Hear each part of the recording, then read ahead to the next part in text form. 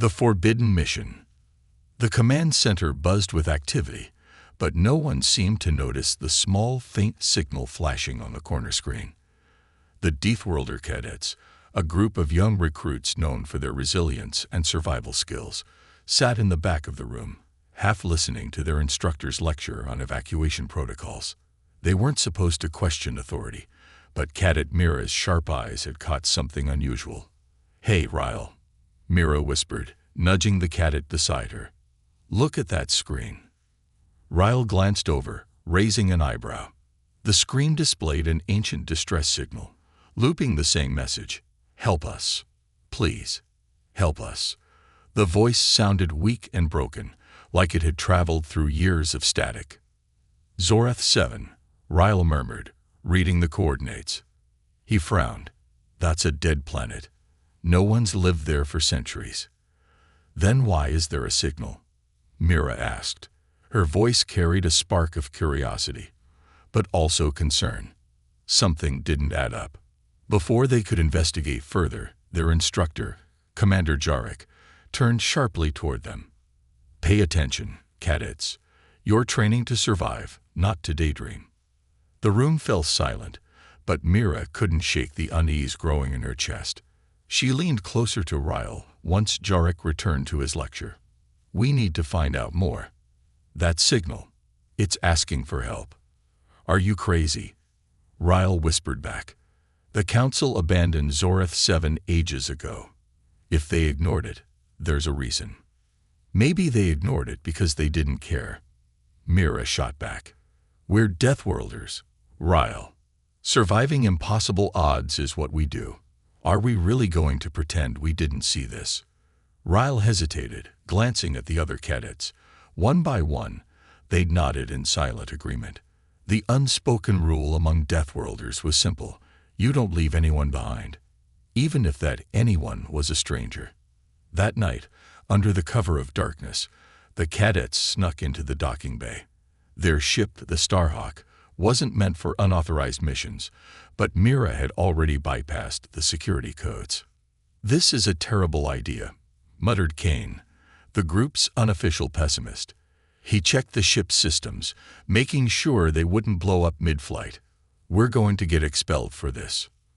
"Not if we don't get caught," Mira said, strapping herself into the pilot's seat. She glanced at the others. "You all still in?" There was a moment of silence. Then Ryle spoke, his voice steady. "We're in." The Starhawk lifted off quietly, its engines humming as it slipped into hyperspace. The cadets sat in tense silence, the weight of their decision settling in. Zorath 7 wasn't just abandoned. It was cursed. The galaxy's records described it as a death world among death worlds, a place so hostile, even the strongest species couldn't survive. "Why would anyone still be there?" Kane asked, breaking the silence. "Maybe they got left behind," Mira replied. Her hands gripped the controls tightly. "Or maybe no one ever tried to save them." The ship exited hyperspace with a jolt, and the view of Zorath 7 filled the cockpit. The planet looked like a swirling storm of death. Its atmosphere was dark and violent, with lightning crackling through thick clouds of ash. The surface below was barely visible, but what they could see was desolate. Broken cities, dry rivers, and endless wastelands. "Well, this is cheerful," Kane muttered. Mira ignored him, focusing on the distress signal. It was still broadcasting, faint but steady. "The signal's coming from the northern hemisphere," she said. "It's underground." "Underground?" Ryle frowned. "That's odd. Why not send the signal from the surface?" "Maybe they're hiding," Mira suggested. "Or maybe the surface is too dangerous." The Starhawk descended cautiously, weaving through the violent storms. The cadets' hearts pounded as they braced for turbulence. The ship shook violently, the storm winds battering its hull. "Hold on," Mira shouted as she fought to steady the controls. The ship broke through the clouds, landing on a cracked plateau near the source of the signal. When the engines powered down, the silence was deafening. The cadets stared out the window, their eyes scanning the lifeless terrain. "This place is dead," Ryle said quietly. "There's no way anything could survive here." "Then explain the signal," Mira replied. She grabbed her gear and led the way to the exit. "Let's move. Stay together." The cadets stepped onto the surface of Zorith 7, the wind howling around them. Their protective suits kept out the toxic air, but the sense of danger was overwhelming. The landscape was eerie. Empty buildings crumbled under the weight of centuries, and strange claw marks scared the ground. "What could have made those?" Kane asked, his voice trembling. "Let's not find out," Mira said, scanning the area. The signal was stronger now, pulsing like a heartbeat. "It's coming from that direction." The group moved cautiously, their weapons ready. The closer they got to the signal, the heavier the air seemed to feel, as if the planet itself didn't want them there.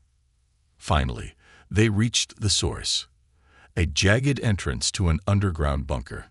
The metal door was ancient, covered in rust and strange symbols. "This is it," Mira said, her voice low. She pressed her hand to the door, feeling its cold surface. "Whatever's inside, it's been waiting a long time." The group exchanged nervous glances. Then, with a deep breath, Mira pushed the door open. The darkness inside seemed to swallow the light from their helmets. A faint, eerie sound echoed from deep within, something between a whisper and a growl. Ryle tightened his grip on his weapon. "Mira, are you sure about this?" "No," she admitted, "but we didn't come all this way to turn back now." As they stepped into the shadows, the door creaked shut behind them. The cursed planet. The air inside the bunker was thick with dust, making every breath feel heavier despite their filters. The dim glow of their helmet lights cut through the darkness, revealing a narrow corridor lined with strange markings. Mira ran her fingers along the walls, tracing symbols that seemed ancient, alien, and filled with meaning. "What language is this?" Kane asked, his voice echoing softly. "Not one I've seen before," Mira replied, her eyes narrowing. "But these markings, they look more like warnings than words." "Great," Kane muttered, because this place didn't feel ominous enough already. The cadets advanced carefully, their boots crunching on the debris scattered across the floor. Every step felt like a gamble, the silence around them amplifying the tension. Ryle paused at a fork in the corridor, his scanner blinking faintly. "I'm picking up faint life signs," he said. "They're deeper in, but they're weak. Barely there." "Then we don't have much time," Mira said, taking the lead. Her grip tightened on her weapon. "Stay close. This place is too quiet." As they moved deeper, the corridor widened into a vast underground chamber. The walls stretched high, lined with strange, organic-looking growths that pulsed faintly, as if alive. The cadets froze, their lights catching the remains of what looked like a battle. Skeletons, some humanoid, some unrecognizable, were scattered across the ground, their bones broken and scorched. "What the hell happened here?" Kane whispered, his voice barely audible.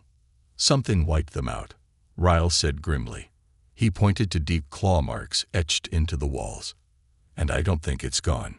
Before anyone could respond, a sound echoed through the chamber, a low guttural noise that sent chills down their spines.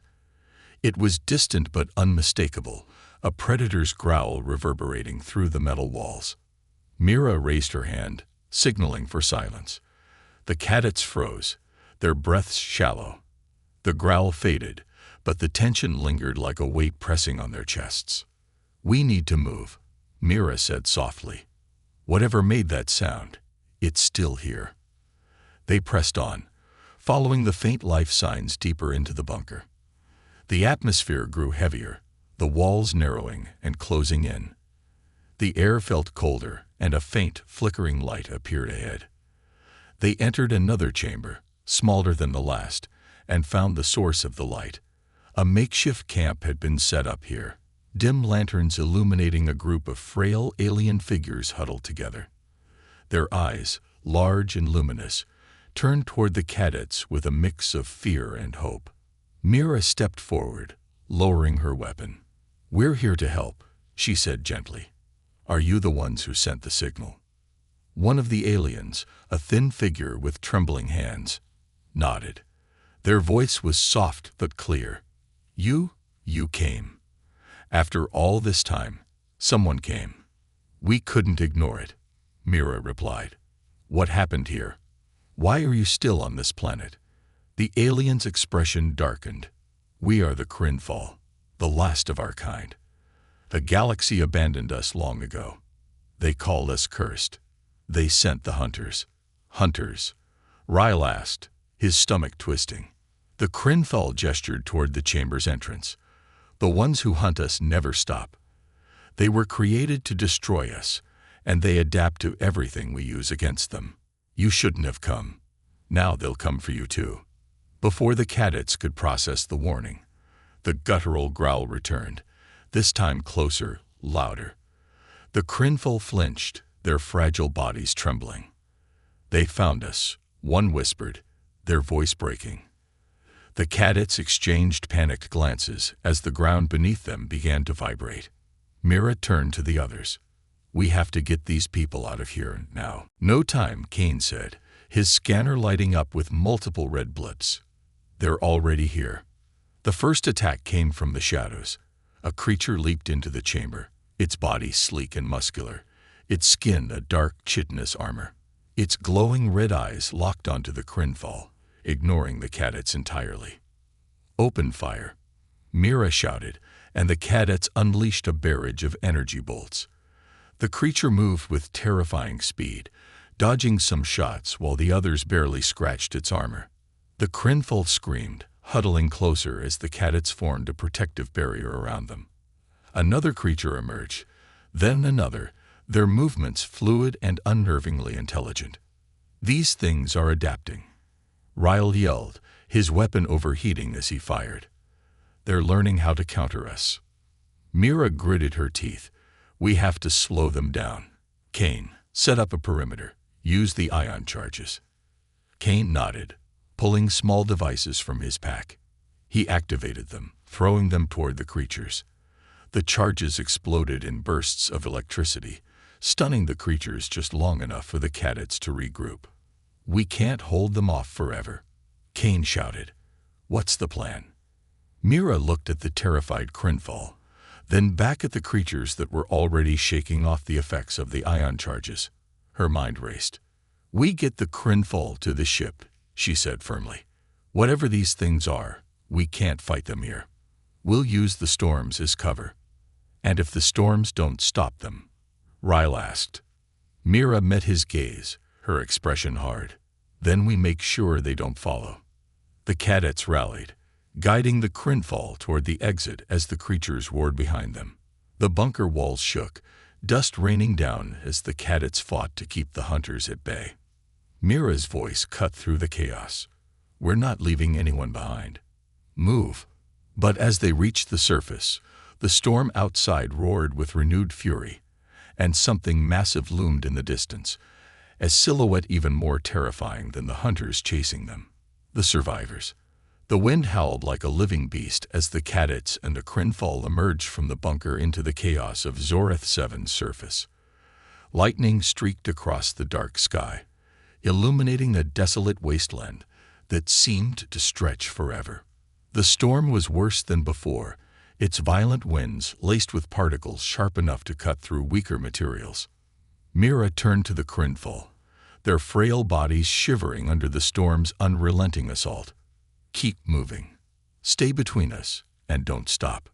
The Crinfall obeyed, their eyes wide with fear as the group pushed forward. Behind them, the guttural cries of the hunters echoed from the bunker's depths. They weren't far behind. "What are those things?" Kane asked, his voice barely audible over the storm. "The Crinfall called them hunters," Ryle said grimly. "But they're more than that. They're built for extermination." Mira's jaw tightened. Built by who? And why abandon an entire species like this? The Crinfall elder, a pale figure with deep-set eyes, stumbled but caught themselves. "You don't understand," they rasped. "The hunters aren't just after us. They were made to ensure our extinction. Mira grabbed the elder's arm, steadying them. Made by who? The elder hesitated, their voice breaking. The Galactic Council. The cadets froze for a split second, the weight of the revelation hitting them. The Council, supposedly the protectors of peace and order in the galaxy, had created these monsters. But there was no time to process this. The storm roared louder, and a deafening shriek tore through the air, signaling the hunters had breached the surface. "They're coming," Kane shouted, snapping the group out of their shock. Mira's voice cut through the chaos. "Run. Head for the ridge. We'll make a stand there." The group sprinted toward the jagged rocks jutting out from the ground, their boots slipping on the unstable terrain. Behind them, the hunters surged from the bunker, their forms illuminated by the storm's lightning. The creatures moved with unnatural agility, their black, armor-like bodies blending into the shadows of the storm. One hunter broke from the pack, lunging toward the group. Mira reacted instantly, raising her weapon and firing a precise energy bolt. The creature staggered but didn't fall.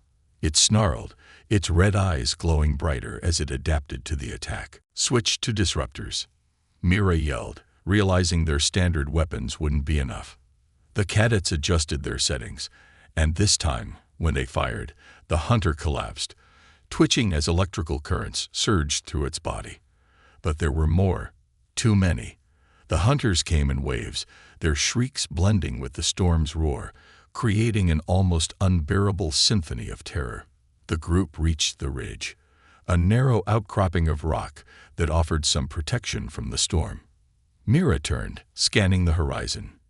In the distance, the faint outline of the Starhawk was visible through the swirling dust. "That's our goal," she said, pointing toward the ship. "But we need to slow them down first." Ryle set up a portable energy barrier, its shimmering field forming a temporary shield against the hunters.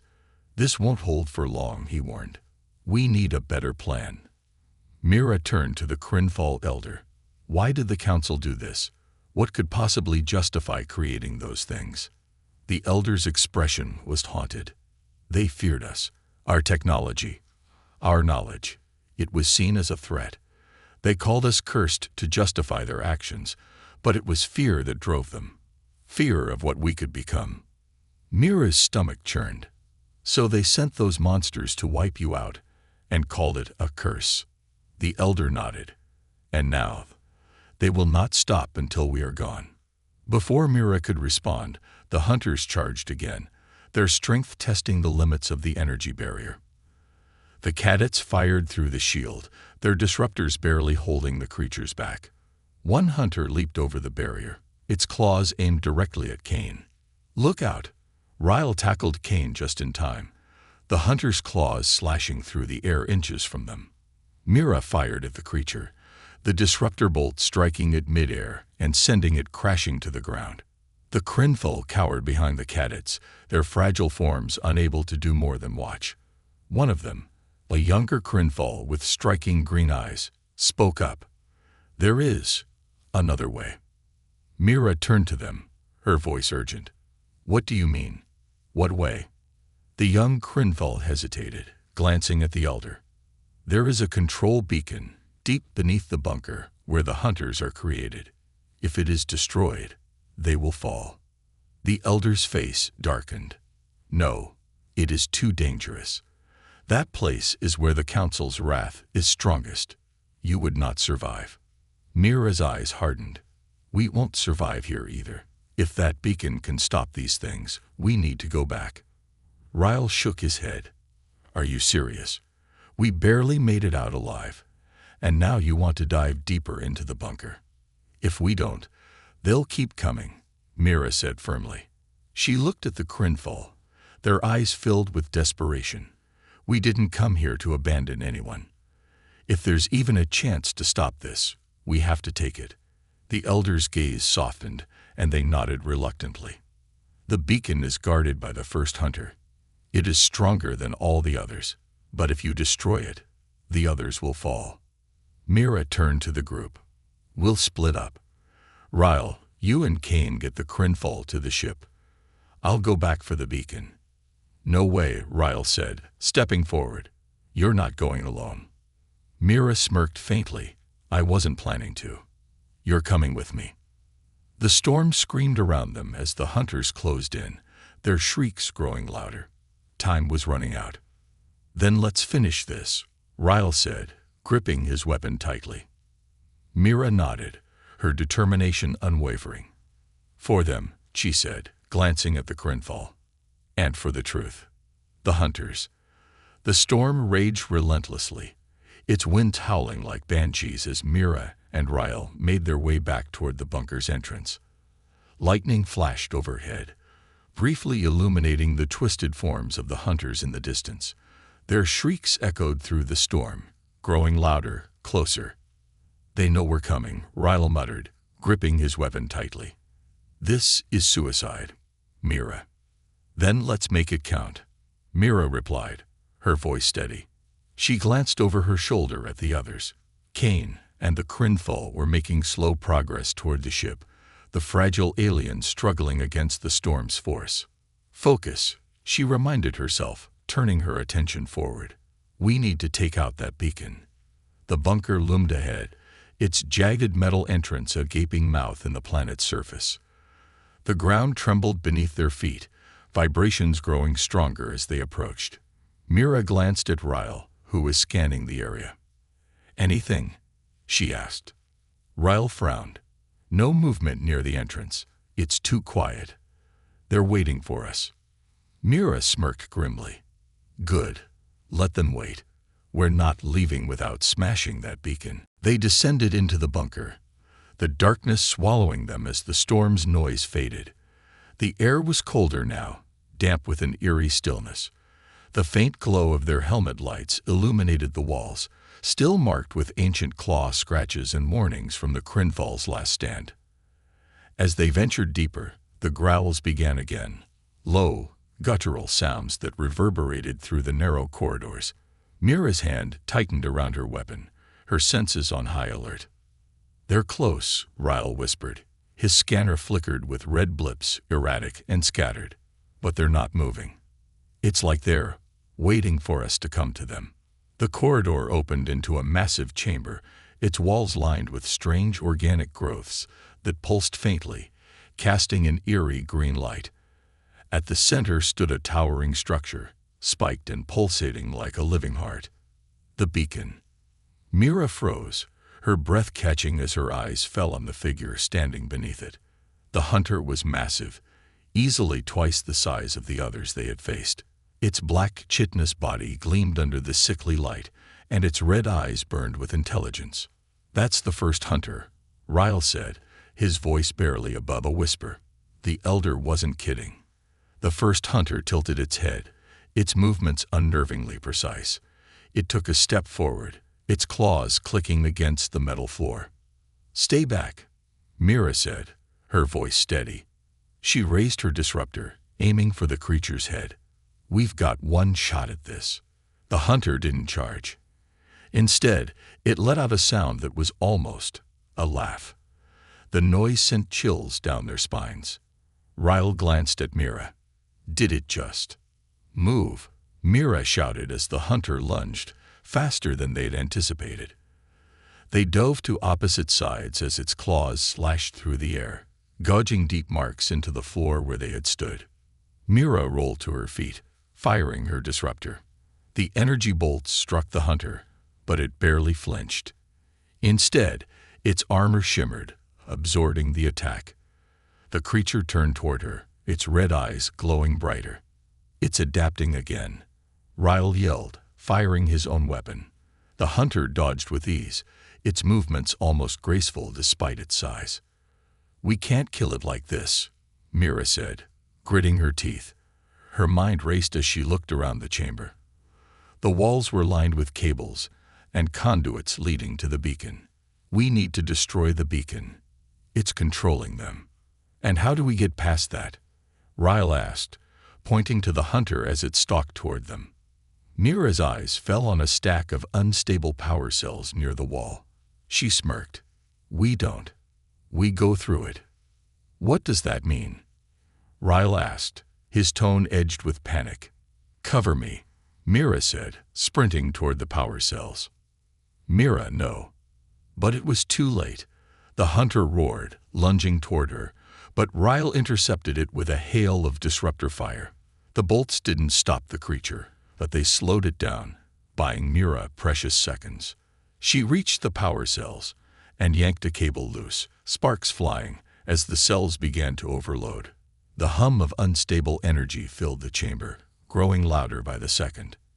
"Mira, that's going to blow this whole place apart," Ryle shouted, dodging another swipe from the hunter. "That's the idea," she yelled back. She sprinted toward the beacon, using the overloaded cable as a makeshift weapon. The hunter turned, realizing too late what she was doing. Mira slammed the sparking cable into the base of the beacon. The structure shuddered violently, its pulsing light flickering erratically. The hunter let out a deafening roar, its movements becoming frantic as it tried to stop her. "Ryle, now," Mira shouted. "Hit it with everything you've got." Ryle didn't hesitate. He aimed his disruptor at the overloaded power cells and fired. The resulting explosion rocked the chamber, the force throwing them both to the ground. The beacon shattered, its pulsating light extinguished in an instant. The first hunter let out a final, ear-splitting scream before collapsing, its massive body crumpling as if its strings had been cut. The remaining hunters' shrieks echoed faintly from the corridors above before fading into silence. Mira and Ryle lay on the floor, catching their breath as the dust settled. The chamber was a wreck, the beacon reduced to smoldering rubble. Did we do it?" Ryle asked, his voice hoarse. Mira pushed herself up, wincing. "We stopped them. For now." The faint sound of static crackled in her comms. Kane's voice came through. "Mira. Ryle? What's going on down there? The hunters, they just dropped. Are you okay?" Mira smiled faintly. "We're alive. Get the Crinfall to the ship. We're on our way." As they made their way back to the surface, the silence of the bunker felt heavier than ever. The hunters were gone, but Mira couldn't shake the feeling that this was just the beginning. The council wouldn't ignore what they had done, and the secrets of the Crinfall were far from over. A dangerous escape. The bunker groaned ominously, the explosion's shockwave destabilizing its structure.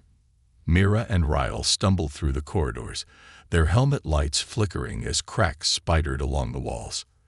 The air was thick with dust, and each tremor underfoot threatened to send the entire facility collapsing onto them. "Move faster," Mira shouted, pulling Ryle by the arm as another section of the corridor caved in behind them. "This place isn't going to hold." "I noticed." Ryle shot back, coughing as he stumbled over debris. "Do we even have a clear path out? Does it look like I have time to check the map?" Mira retorted, her tone sharp but laced with urgency. They reached a junction, the paths ahead splitting into darkness. Mira hesitated, her instincts warring with logic. The ground shook violently again, and part of the ceiling collapsed, sending a rain of sparks showering down. Ryle checked his scanner, squinting at the chaotic readings. "Left. Go left." Mira didn't question it, sprinting into the left corridor with Ryle close behind. The vibrations beneath their feet grew stronger, and the groaning of the collapsing bunker sounded almost alive. Behind them, faint echoes of something unnatural began to rise. They burst onto the surface, the storm's ferocity slamming into them like a wall. The air felt colder, more hostile, as if the planet itself was angry. Mira squinted through the swirling dust and saw the faint silhouette of the Starhawk on the distant ridge. "There," she shouted, pointing. "We just need tow." Her words were cut off by a bone-chilling roar. Mira and Ryle froze as a massive shadow loomed through the storm, larger than any hunter they had faced before. The creature stepped into view, its form twisted and grotesque, as if the destruction of the beacon had somehow unleashed something worse. "That's not possible," Ryle whispered, his voice shaking. "The beacon is gone. They should all be dead." Mira finished grimly, raising her weapon. "Tell that to that thing." The creature let out another roar, its eyes glowing a sickly yellow. Unlike the other hunters, its movements were slower but more deliberate, each step shaking the ground. Its body was riddled with spines and jagged plates, and its claws glinted like black steel. "We can't fight that," Ryle yelled, pulling Mira toward the ridge. "Run." The two sprinted through the storm, the ground quaking beneath them as the massive hunter gave chase. Mira's mind raced. The creature was far too large to outrun, and the storm's intensity made it impossible to gain any real speed. Ahead, the Starhawk's ramp lowered, and Kane's voice crackled through their comms. "You two better hustle. We've got company." "No kidding," Mira shouted back, glancing over her shoulder. The creature was gaining, its massive claws carving through the terrain like it was nothing.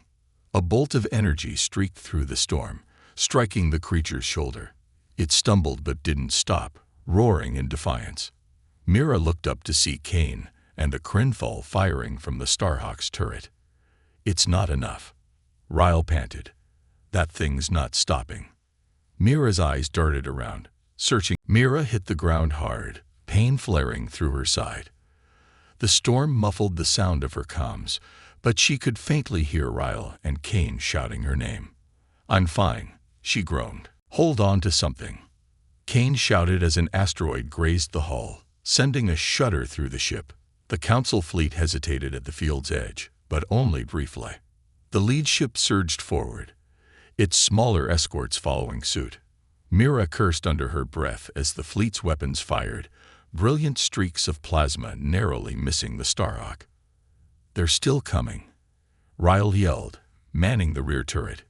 He fired at the pursuing ships, forcing them to maneuver around the asteroids. "Keep them busy," Mira said, her mind racing.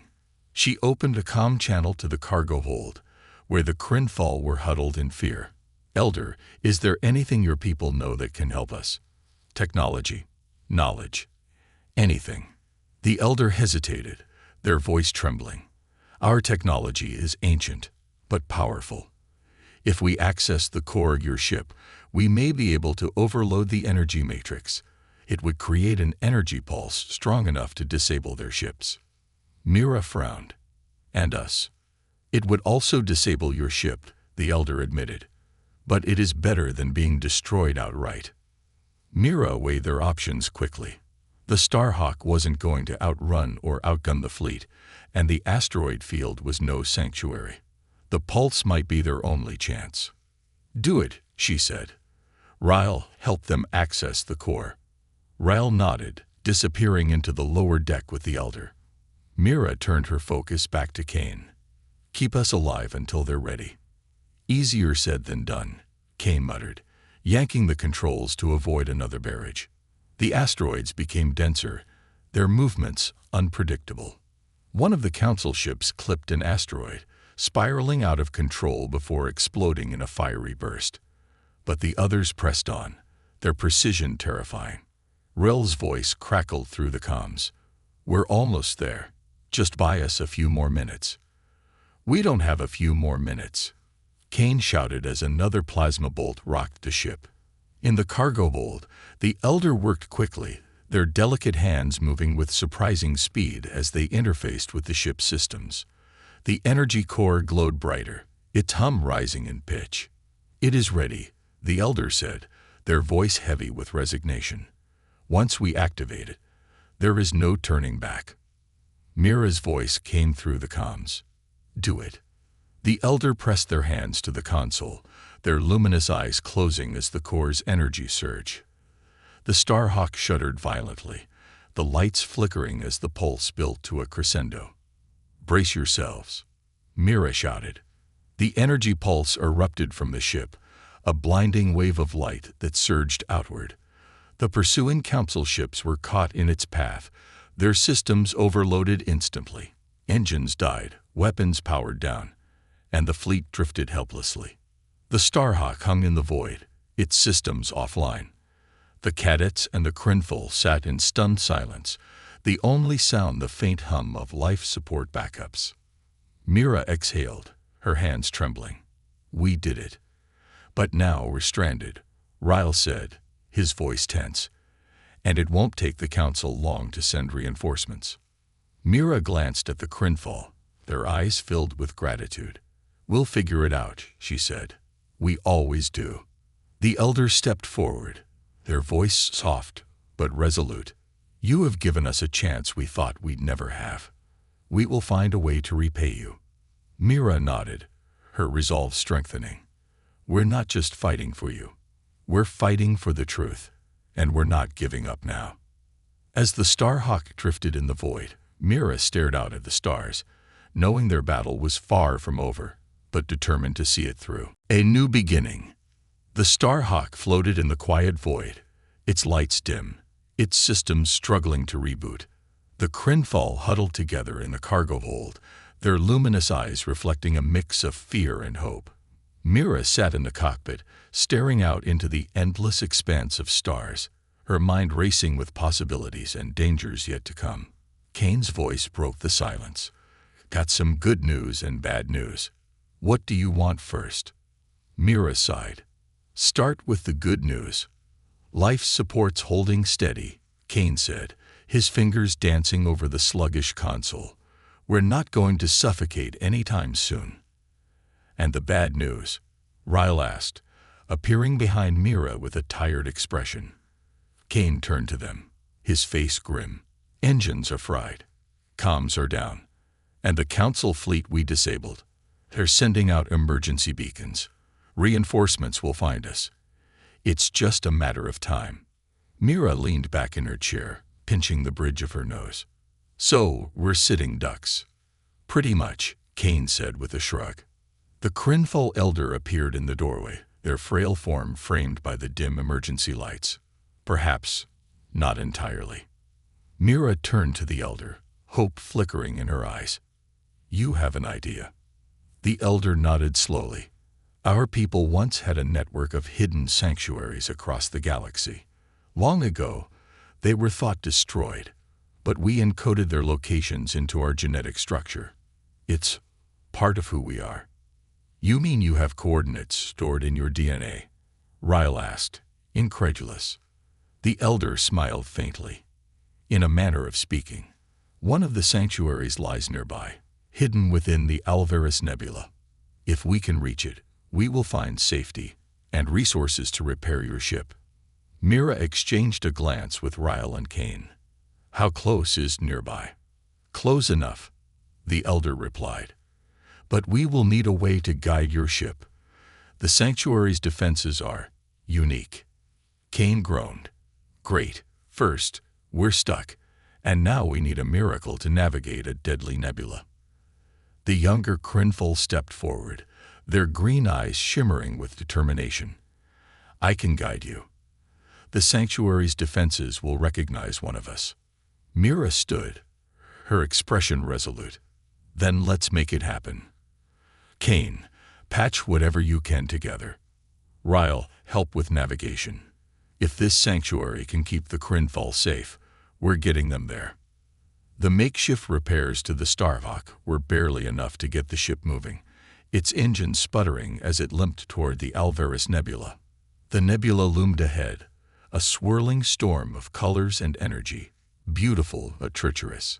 This place looks like it eats ships for breakfast, Ryle muttered, staring at the chaotic display. That's why no one searches it, the younger Crinful said. It's the perfect hiding place. The ship's shields flickered as it entered the nebula, waves of energy battering its hull. The Crinful's guide stood at the front, their eyes closed, their hands resting on the console. Left, they said suddenly. Then down. Follow the current. Kane obeyed, maneuvering the ship as best he could. You sure about this? Because if you're wrong, we're gonna be space dust. I am certain, the Crinful replied, their voice steady. The Starhawk weaved through the nebula, narrowly avoiding massive energy surges and collapsing pockets of spacetime. The tension was palpable, each second feeling like an eternity. Then, as suddenly as it began, the turbulence ceased. The ship broke through the nebulous heart, emerging into a vast expanse of calm. Floating before them was the sanctuary, a massive structure carved into a crystalline asteroid, its surface shimmering with faint light. "Welcome home," the elder said softly, their voice filled with awe. The cadets stared, momentarily speechless. The sanctuary was unlike anything they'd ever seen, organic and mechanical, ancient and advanced. Its intricate design seemed to pulse with life, as though the asteroid itself was alive. The Starhawk docked in a cavernous hangar, its systems finally giving out as the ship powered down. The Crinfall disembarked first, their expressions a mix of wonder and relief. Mira, Ryle, and Kane followed, their weapons ready but lowered. Inside, the sanctuary's halls glowed faintly, the air filled with a soft hum. The elder led the group through a series of corridors until they reached a central chamber. In its center stood a massive crystalline structure, its facets glowing with stored energy and data. "This is our heart," the elder explained. "It holds our history, our knowledge, and our future." Mira stepped forward, her voice firm. "Then it's time to use it. The council will come for you again. We need to be ready." The elder nodded. "With your help, we may finally be able to fight back." The cadets worked with the Crinfall, sharing their knowledge and resources. The sanctuary's systems sprang to life, its defenses activating for the first time in centuries. The crystalline heart revealed ancient technologies that could level the playing field against the council's overwhelming power. As they prepared, the Crinfall guide approached Mira, their green eyes filled with gratitude. "You risked everything for us. We owe you more than words can say." Mira smiled faintly. "Just promise me one thing. Don't let them make you afraid to live again." The guide nodded solemnly. "We won't." Days later, the Starhawk was repaired and ready to leave. As the cadets prepared to depart, the elder approached Mira with a small crystalline shard. "This contains a fragment of our heart," the elder said. "With it you can find us again, or call for our aid, should you need it." Mira accepted the shard, her fingers closing around it. "We'll keep fighting," she said. "For you, for everyone the council's left behind." The Starhawk lifted off, leaving the sanctuary behind. As they soared into the stars, Mira sat in the cockpit, the shard glowing faintly in her hand. "This isn't over," she said, her voice quiet but filled with determination. "Not until the truth comes out, and the council answers for what they've done." The stars stretched before them, endless and full of possibilities. And for the first time, the Crinfall weren't alone.